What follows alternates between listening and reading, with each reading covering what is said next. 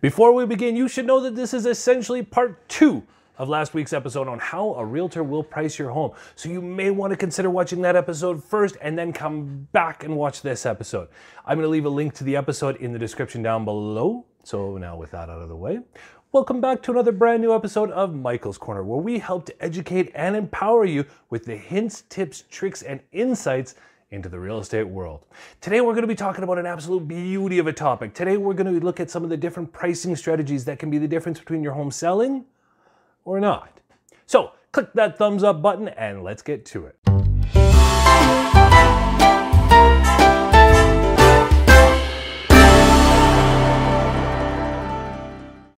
Now, first and foremost, let's quickly cover why is this so important. Well, for those of you that didn't know, in Calgary right now, the average seller has about a coin flip, or roughly 50% of a chance to actually sell their home. And for those fellow number geeks out there, at time of shooting, we've seen about 30,000 new listings so far in 2019, with only about 15,000 of them actually have been sold. Not exactly great odds. So, back to pricing strategies. Let's start with the 3 basic choices. Now, there are countless ways to adjust the details on each of these approaches for maximum effect. However, we're going to focus on the 3 general strategies of pricing your home. When we go to list your home, we can choose to price it at, above, or below market value. And there's pros and cons to each option. So let's start with above market pricing. Say we push the envelope on price and list your home above market value. What will happen? Well, the pros are that you may just find the perfect buyer and set a new value for your home and the neighborhood. Unfortunately, that's not a likely scenario, especially in our current market.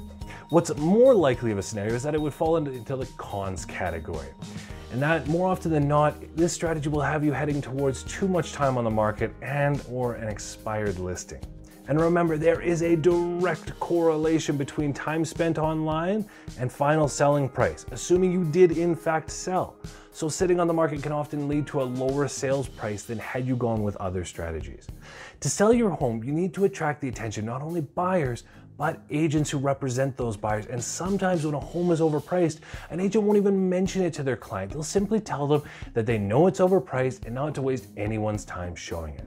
And in today's market, where everyone begins their home search online, the first thing they do is set the price range. So there's the chance that your overpriced home will be missed by a good potential buyer.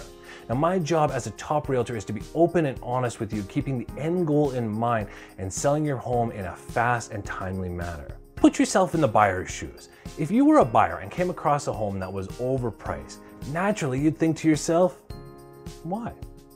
And then you'd wonder if it was worth you or your agent's time to find out that answer to that question. Chances are, not many will try to find out and simply move on. Don't make it more difficult for buyers to find your home. Oh, and one last note here. Let's say you do find a buyer for your home that's priced above market value. In order for them to obtain a mortgage, the home will most likely need an appraisal, and appraisers often look at the comparable homes in the neighborhood to determine value. And if an appraiser does not feel the home is worth what the buyer is offered, not only can this cause financial problems, this can cause sale problems that will most likely end up in the deal falling through. This strategy is typically reserved for someone that is looking for the needle in the haystack, someone who doesn't mind their home sitting on the market for a very long time, potentially years, just waiting for that right buyer that's going to absolutely fall in love with every single aspect of it and pay above market value for it. Now, how about pricing it at market price? Well, just like there are pros and cons for pricing your home above market value, there's pros and cons for pricing it at fair market value.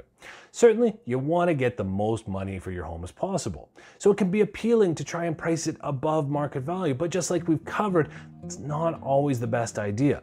Pricing it at fair market value gives you an advantage in the following areas. Number 1, exposure online. With buyers today starting their home searches online, the first bit of criteria they typically enter is price. Every buyer is looking to get the most for their money, but there's a range in which they're looking. By pricing at market value, you increase your chances of showing up right in front of a buyer who can feasibly afford your home, and this is obviously a good thing. Advantage number 2, appealing to other agents.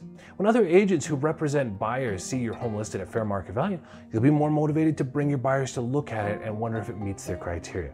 It won't leave them wondering why the home was over or underpriced.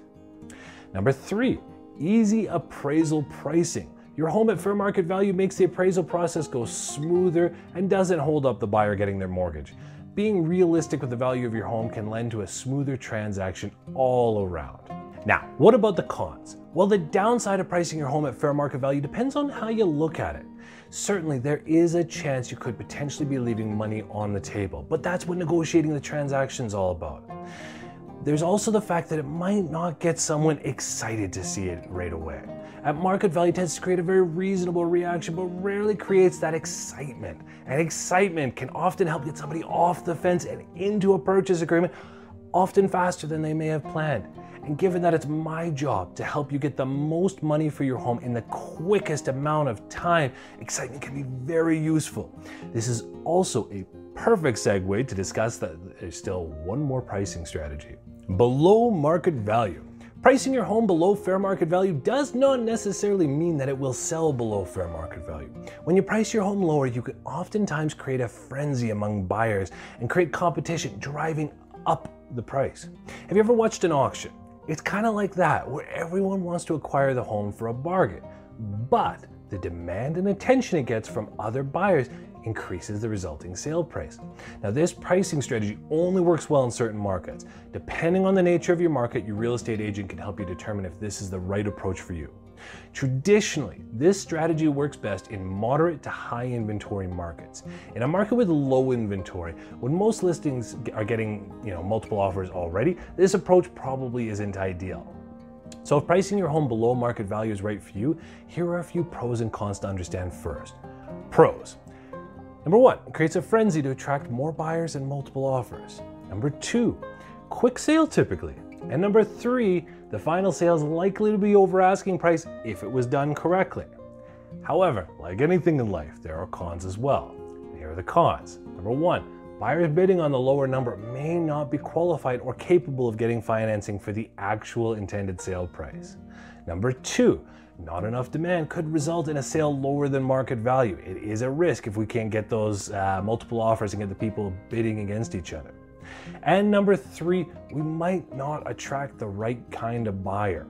They may assume that something is dramatically wrong with the home and not worth their time. So it is a risk. So what are my final thoughts? Strategy matters, period.